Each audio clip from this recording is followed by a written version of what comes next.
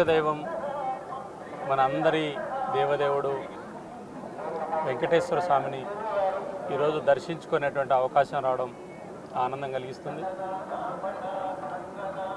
నరేంద్ర మోడీ గారు ఈ దేశంలో అన్ని రంగాల్లో అభివృద్ధి చెందుతున్న సందర్భంలో మూడోసారి భారత ప్రధానమంత్రిగా ఈ దేశంలో ప్రధానమంత్రిగా ప్రమాణ స్వీకారం చేయాలని, ఈ దేశం మరింత అభివృద్ధి కావాలని మనస్ఫూర్తిగా ఆకాంక్షించడం జరిగింది.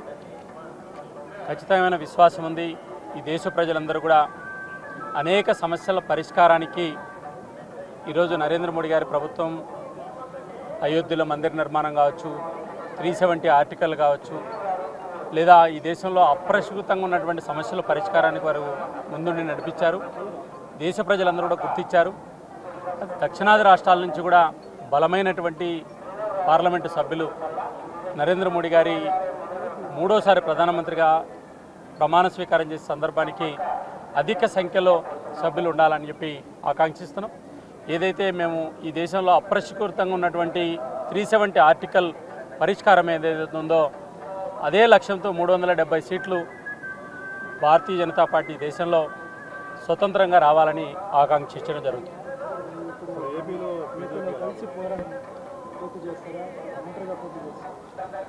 ఆంధ్రప్రదేశ్లో భారతీయ జనతా పార్టీ ఎన్నికలు ఏ రకంగా ఎదుర్కోవాలనేటువంటి పరిణామాలు మనందరం కూడా మీడియా ద్వారా ఢిల్లీలో జరుగుతున్న పరిణామాలను పార్టీకి సంబంధించిన నాయకులుగా మేము కూడా గమనిస్తున్నాం.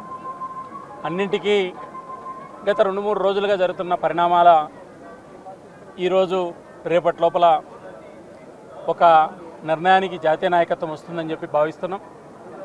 ఆంధ్రప్రదేశ్ రాజకీయాల్లో కూడా భారతీయ జనతా పార్టీ ఒక బలమైనటువంటి రాజకీయ శక్తిగా అవతరించాలనేటువంటిదే మా అందరి ఆకాంక్ష.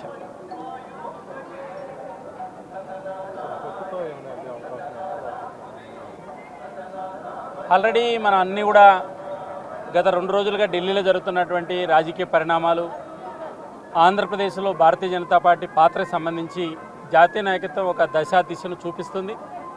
వాటన్నిటి కూడా 1-2 రోజుల్లో బీజేపీ జాతీయ నాయకత్వం అధికారికంగా ప్రకటిస్తుంది. ఆంధ్రప్రదేశ్లో కూడా బీజేపీకి మంచి పార్లమెంటులో కానీ శాసనసభలో కానీ ఒక చక్కటి నంబరు ఉండాలని దానికి అనుగుణంగా జాతీయ నాయకత్వం ఆలోచిస్తుంది. ఖచ్చితంగా దీనికి అన్నిటికీ 1-2 రోజుల్లో అధికారికంగా బీజేపీ పార్లమెంటు బోర్డు జాతీయ నాయకత్వం ప్రకటిస్తుంది.